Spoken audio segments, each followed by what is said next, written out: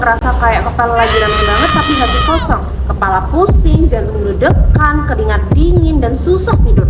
Atau kamu punya teman yang biasanya ceria tapi tiba-tiba murung, pendiam, narik diri, dan beda banget dari biasanya.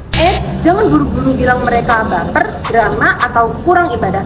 Tapi sebenarnya mereka lagi mengalami gejala gangguan psikologis atau gangguan mental yang dimana sebenarnya mereka lagi butuh banget pertolongan dari orang sekitar. Inilah psikologi abnormal berperan penting buat kita saling memahami, dan gue tahu kenapa mereka bisa mengalami depresi, kecemasan, bipolar, bahkan skizofrenia. Di sini aku mau ngajak kalian untuk belajar psikologi abnormal. Untuk apa? Untuk lebih peka, lebih ngerti, dan yang penting gak asal nge-stigma.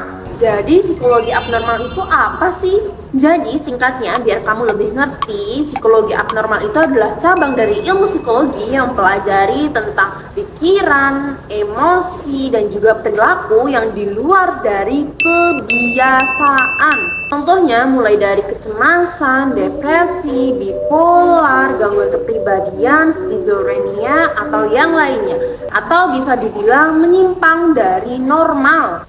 Tapi ingat, abnormal itu bukan berarti gila ya, tetapi gak berfungsi sebagaimana mestinya dalam kehidupan sehari-hari. Tujuannya bukan untuk melabel orang itu lagi sakit jiwa ya, itu tidak.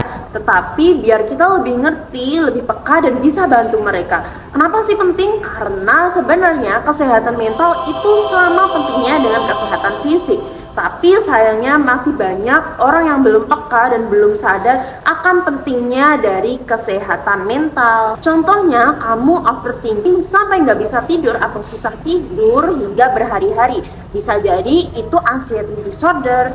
Atau mungkin kamu ngerasa gelisah tanpa alasan, jantung deg-degan, pikiran muter terus, keringat dingin, sampai berujung ke insomnia atau susah tidur. Bisa jadi itu kamu terkena generalized anxiety disorder atau GAD, atau kadang muncul sebagai panic disorder yang dimana tiba-tiba sesak nafas, ngerasa tercekik, dannya itu nggak ada ancaman yang nyata. Yang bikin susah, orang sekitar sering banget bilang, udah nggak usah dipikirin, yang sebenarnya itu sama sekali nggak bisa dikontrol. Tapi yang perlu diingat, kalian nggak boleh asal diagnosis sendiri ya. Cuman sekedar nanya Google atau TikTok, kamu langsung aku kena depresi nih, aku anxiety nih.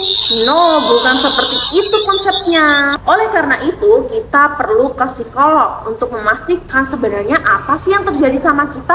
Perlu nggak kita terapi? Atau mungkin kita malah perlu untuk konsumsi obat sampai ke psikiater. Jadi jangan asal diagnosis sendiri ya.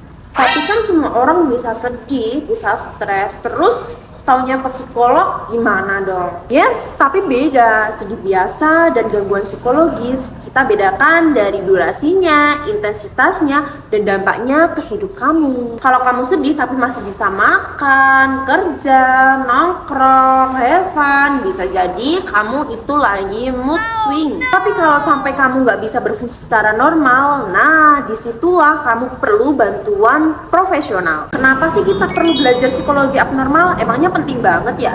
Karena sebenarnya banyak orang di dunia itu mengalami masalah psikologis, tetapi sayangnya banyak dari mereka yang tidak mendapat bantuan karena takut dinilai lemah, rendah, atau mungkin mereka merasa malu sama apa yang sedang dihadapinya. Gangguan psikologis itu bukan cuma masalah pribadi ya, ini bukan masalah yang sepele dan bisa ditutupi dengan senyum yang palsu. Itu tidak. Dampaknya bisa kemana-mana loh, ke hubungan sosial, ke pekerjaan, ke pendidikan, ke percintaan, dan juga yang paling penting, ke keseluruhan hidup kamu loh. Contoh nyatanya seperti ini. Coba bayangin, seseorang yang biasanya hidupnya aktif, tapi tiba-tiba dia tidak mau keluar kamar sama sekali.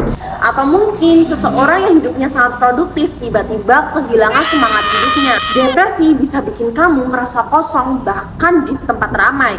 Atau mungkin anxiety bisa bikin kamu susah fokus, susah tidur, bahkan ngerasa takut sama orang lain. Ada juga yang akhirnya menarik diri, pelan-pelan menghilang dari pergaulan, ke hubungan, bahkan ke keluarga. Lalu efek terburuknya gimana?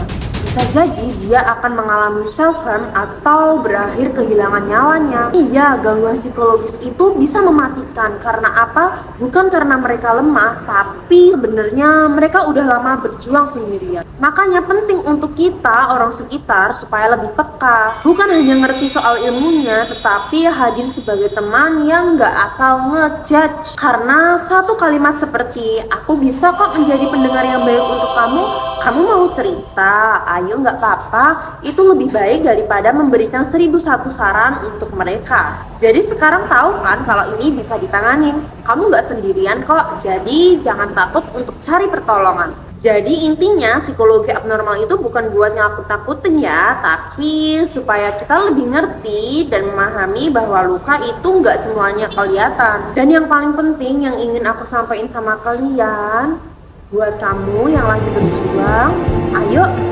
kita sama-sama berjuang untuk pulih.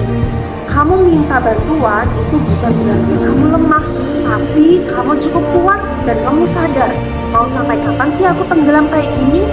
Semua orang itu bisa kena gangguan, tetapi semua orang juga berhak untuk pulih, termasuk kamu.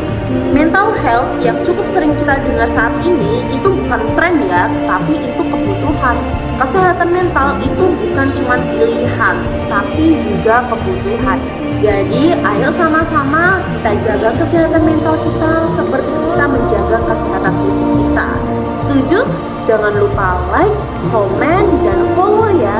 See you and bye-bye.